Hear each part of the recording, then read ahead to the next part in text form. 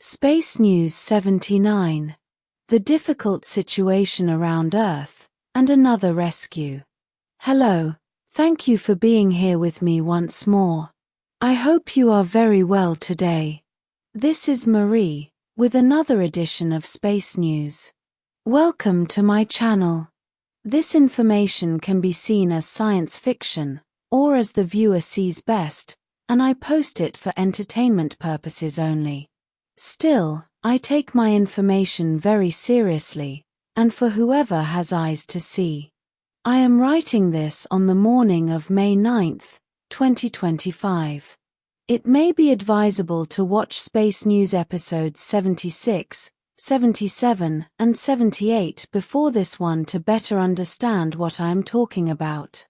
In the first piece of news for today, as I was telling you in my last video, Ambassador Ed Nidia gave the local Galactic Federation an ultimatum, demanding they order the Atorthan 5 ship fleet to move away from Earth's high orbit before the end of last week, as several star races present here see their presence as prelude to war because all their cultures have had very bad experiences with Atorthans in the past. The Antarian demands were backed up by the Urmah and by us, the Taygetans, who also represent the entire M45 Alcyon Council here, but our demands were not met, as the local Galactic Federation simply did nothing, and the Atorthans are still there in Earth's high orbit with their 5 nefarious warships. The Antarians complied with their ultimatum, and last Tuesday morning, May 6, 2025, their 7th fleet arrived here in Earth's high orbit, and positioned themselves at around 400,000 kilometers altitude, well inside Earth's designated airspace. Antaria's 7th fleet consists of 24 last-generation large battleships, and they are here to counteract the perceived Atorthan threat and presence. Before the Antarian fleet's arrival, long-range Urmah patrol starships in the vicinity of Orion report that no less than 50 Orion Federation starships are lining up and preparing to set sail, yet their destinations are not clear at this time, and up to now that I write these words, none of them have arrived in Earth's orbit, yet it is quite safe to assume that this is their destination. Right now, the Atorthans have 5 battleships orbiting Earth, and the Urmah also have 5 of them, their flagship the Avian 1, and 4 Claw-class dreadnoughts, creating a standoff between those two. As the Orion Atorthans have an entire fleet ready to set sail, so do the Urmah, who also have an undisclosed number of warships also ready to sail, right in their home planet orbiting the star Vega, at only 25 light-years from Earth, and for modern starship standards, that is like 10 minutes away, SIT, ship internal time. As the tensions have risen dramatically here in recent weeks, I had the bright idea of offering myself as a mediator between Antaria, the Urmah, and the Atorthan detachment. Idea that King Rua later stated that I had precipitated myself because diplomacy with the wrinkled pancake-faced Atorthans would only be a maze of lies, false promises, and treachery. The Atorthans replied to my offering of being a mediator, stating that, quote, they are not interested in talking to an unprepared young girl who is being manipulated by a bunch of oversized flea-ridden cats. I am not being manipulated, I am one of those flea-ridden cats.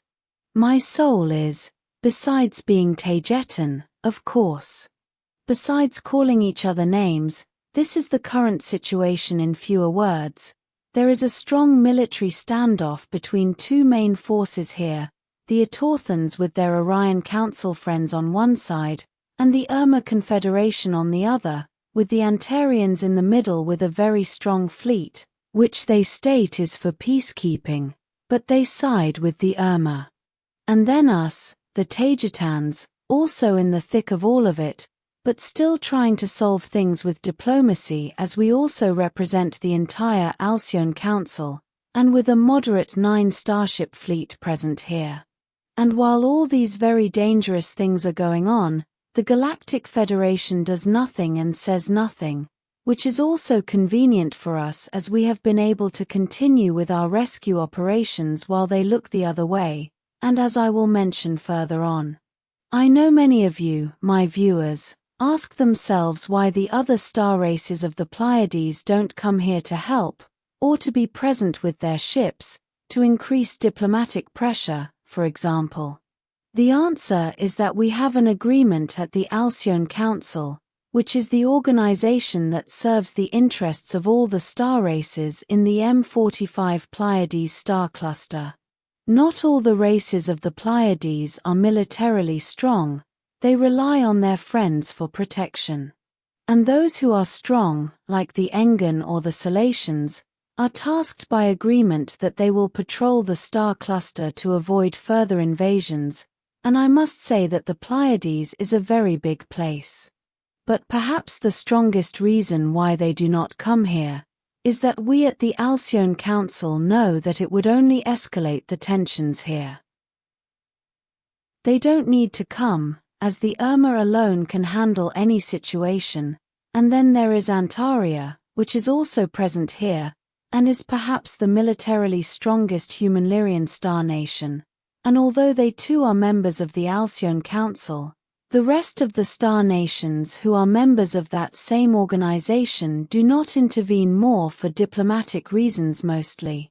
Escalating the tensions between both sides even more, Urmah intelligence has detected the presence of Etorthans in Antarctica who are talking to shady secret society leaders from Earth there. Making this even worse for the Etorthans, the flea-ridden cats intercepted and decoded highly secret Etorthan messages and transmissions coming from Antarctica, and now the Urmah have a large list of future agendas the Etorthan-controlled Cabal of Earth is planning to implement against the human population. The Urmah shared their information with their allies, including us, but with some restrictions as they are keeping some bits of vital information as an ace in their sleeve, which they may later use to expose the Etorthans and their evil plans to other Galactic Federation star nations, for strategic reasons. As the Urmah have expressed, it is very unlikely that the information they gathered from the Etorthans may be disinformation and only another of their tricks, based on the difficulty of getting such information and the very nature of it, which can be greatly corroborated by other means. We are still considering what information we can, and must, share with the public, also for strategic reasons, but the Urmah have already sent a message to the Etorthans stating that they now know what they are up to, and that the game is over for them, yet the cats did not detail exactly what information they have. Even I do not know the full contents of what they intercepted. Yet, I do have a lot of information in my hands, but the consequences of sharing it must be carefully studied before I publish anything. It is known that when the plans of the Cabal are exposed, it looks like they cancel them, but in reality, they only change the dates they will apply them to the population of Earth, and they modify some of them so they cannot be easily detected and recognized. Even when exposed, their false banner events continue. They only change the where, the how, and to whom they will do them. An example of this is the so-called Agenda 10 times 2, and then 10 times 3, do the math. I cannot be direct here on YouTube, which looks like it is being abandoned, but rather it is being transformed into smaller, more manageable agendas, which are easier to hide and ultimately lead to the same results. Nevertheless, I am telling you this because the Urmah already openly stated that we should give at least some, if not most, of their information to the people of Earth, also for strategic, anti-Etorthan and anti-Orion reasons. But they cannot give it all, as it is also heavily convenient that the Etorthans do not know what else we have and can be used against them. I will be giving you a list of the agendas the Urmah have intercepted, and their probable dates in an upcoming video. Those are not predictions, they are only a list of plans which most certainly will be changed simply because they know we know what they are up to, and because I published them.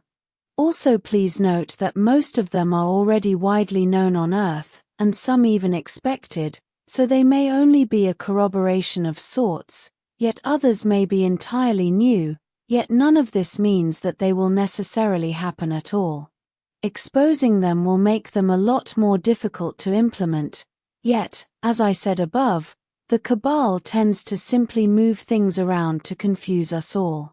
Moving on to something else, yet heavily connected to what is going on, we have been able to conduct another successful rescue operation only a few days after the first three, because we could use the confusion and the chaos that the new conflict between two Asian nations are causing in their region as cover for our operations. I cannot say which here because of this platform's algorithm, but please look at your screen to see which two nations I am talking about. While they were busy hitting each other, our special forces managed to slip into the upper levels of the biggest dam in Asia, which is found under some of the Himalayan mountains. Using 8 attack dropships, we managed to storm 2 of their entrances simultaneously, and Taygeta Hashmalim special forces entered the upper levels of those installations, freeing 98 people, all of them under age.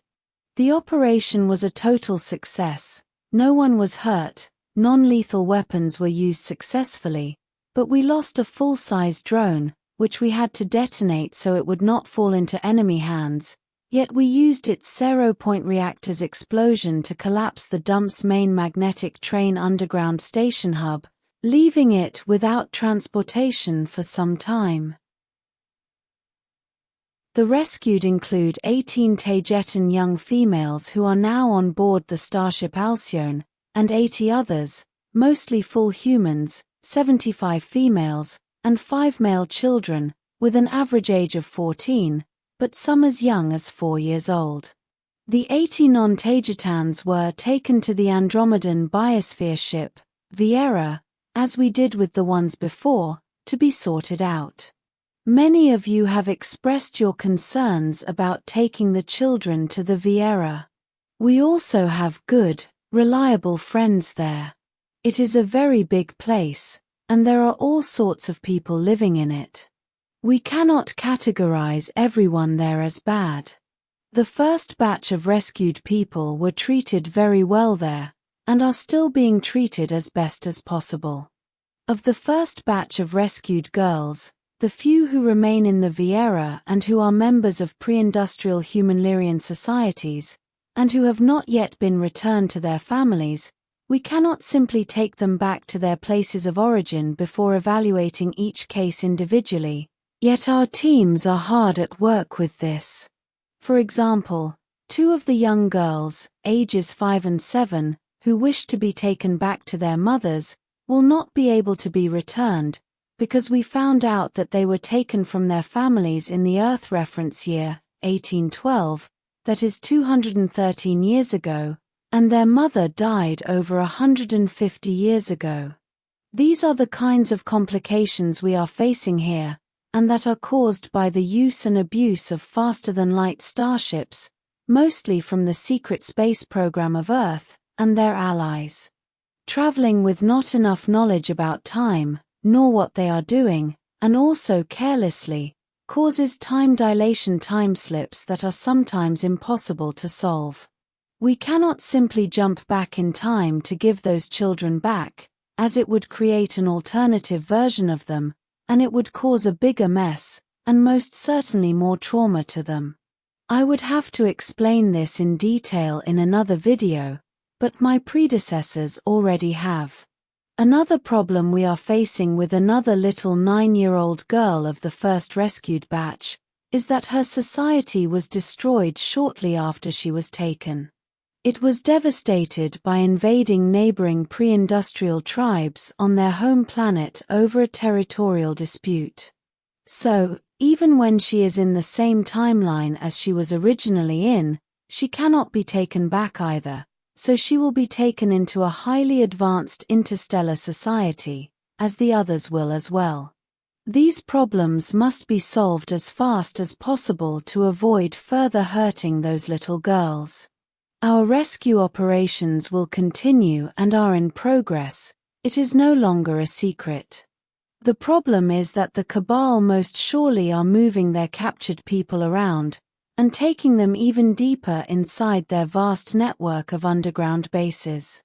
Yet, there are many levels to the takings. Most of them are on the surface, where we can move more effectively, and we are working in as many as we possibly can, regardless of the identity of the victims. And here is where I want to thank the sponsors of my channel, as you all have accelerated all these rescue maneuvers, as everything you do on Earth costs money. Countless people thank you more than you could ever imagine. We are hard at work on Earth, and off-planet as well. It is always a pleasure to write for you, my friends. This will be all for today. As always, thank you for watching my video, and for liking, sharing, and subscribing for more. It helps this channel grow a lot. And I hope to see you here next time. With much love and appreciation, your friend, Marie.